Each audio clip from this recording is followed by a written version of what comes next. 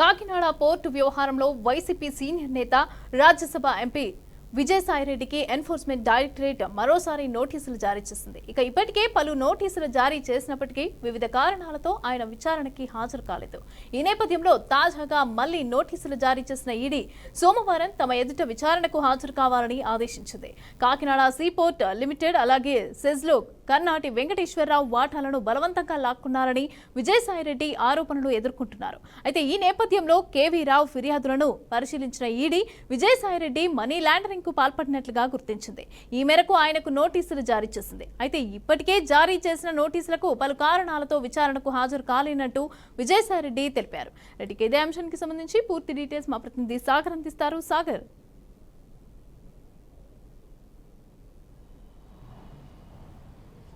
ఆంధ్రప్రదేశ్లోని కాకినాడ పోర్టు కావచ్చు, అలాగే కాకినాడ సెజ్ భూముల్లో 3,000 కోట్ల రూపాయల పైన అవినీతి జరిగిందంటూ ఆనాటి chairman Kakinada port chairman KV Rao ఇచ్చిన ఫిర్యాదు మేరకు కూటమి ప్రభుత్వం అధికారులు రాగానే వీటన్నిటిపైన కూడా వేగంగా విచారణ చేపట్టింది. మొదట ఈ కేసును సిఐడి కేసు బుక్ చేసిందని చెప్పవచ్చు. ఈ కేసు సిఐడి బుక్ చేసిన తర్వాత దీనిలో ప్రధానంగా 5 మందిని చేర్చారు. దీంట్లో వైసీపీకి సంబంధించిన ఎంపీగా రాజ్యసభ సభ్యులుగా పనిచేస్తున్న ఇటు విజయసాయిరెడ్డి కావచ్చు, అలాగే అరవిందో ఫార్మసీకి సంబంధించిన నాన్ ఎగ్జిక్యూటివ్ చైర్మన్గా పనిచేస్తున్న శరత్ చంద్రారెడ్డి కావచ్చు, అలాగే వైసీపీకి సంబంధించిన ఎంపీ వైవి సుబ్బారెడ్డి కొడుకు విక్రాంత్ రెడ్డి కావచ్చు, అలాగే శ్రీధర్ మరియు సంతానం అనే కంపెనీకి సంబంధించిన ఇది విజయసాయిరెడ్డికి సంబంధించిన ఒక ఆడిటింగ్ కంపెనీకి చెప్పవచ్చు, బినామీ కంపెనీ చెప్పవచ్చు. ఈ 5 మంది కూడా ఈడీ నోటీసులు జారీ చేయడం జరిగింది. కానీ వివిధ కారణాలతో వీరు అంటే విజయసాయిరెడ్డి పార్లమెంటు సమావేశాలు ఉన్నాయని చెప్పి ఆయన ఈడీ నోటీసులకి స్పందించలేదు. అలాగే ముఖ్యంగా మిగతా ముగ్గురు కూడా వివిధ కారణాలతో అంటే తమకు ఆరోగ్యం బాగలేదని ఇలా కారణాలు చెప్తూ ఇప్పటికీ ఈడీ ఇచ్చిన నోటీసులకైతే వీళ్ళు స్పందించలేదు. కానీ తిరిగి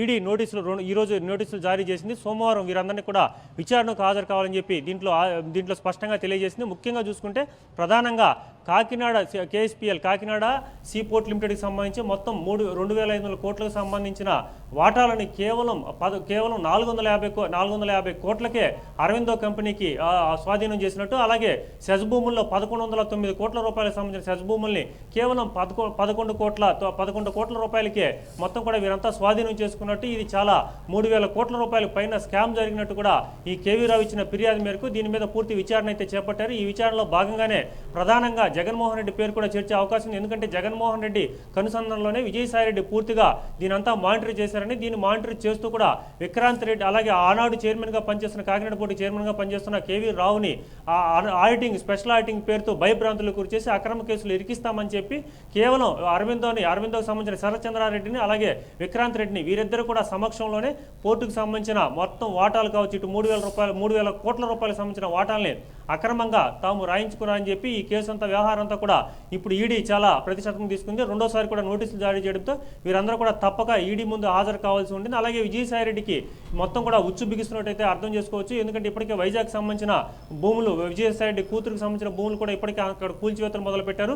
ఇటువైపు కాకినాడ పోర్టుకు సంబంధించి ఇప్పటికే ఈడీ వీళ్ళకి నోటీసులు జారీ చేసింది. ఇదే క్రమంలో మాజీ దేవాదాయ శాఖ కమిషనర్ అసిస్టెంట్ కమిషనర్ పనిచేసిన శాంతి భర్త ఇచ్చిన కేసులు, ఈ విధంగా అన్ని రకాల కేసులు కూడా ఇప్పుడు విజయసాయిరెడ్డి మెడకు చుట్టుకున్నాయని చెప్పొచ్చు. మొత్తం మీద చూసుకుంటే రేపు సోమవారం ఈడీ ముందు వీళ్ళు హాజరవుతారా లేక మరి ఏదైనా కారణాలు చెప్పి తప్పించుకుంటారని చెప్పి మాత్రం ఇప్పుడు చూడవలసి ఉంటుంది. మమత, రైట్, థ్యాంక్ యూ సాగర్.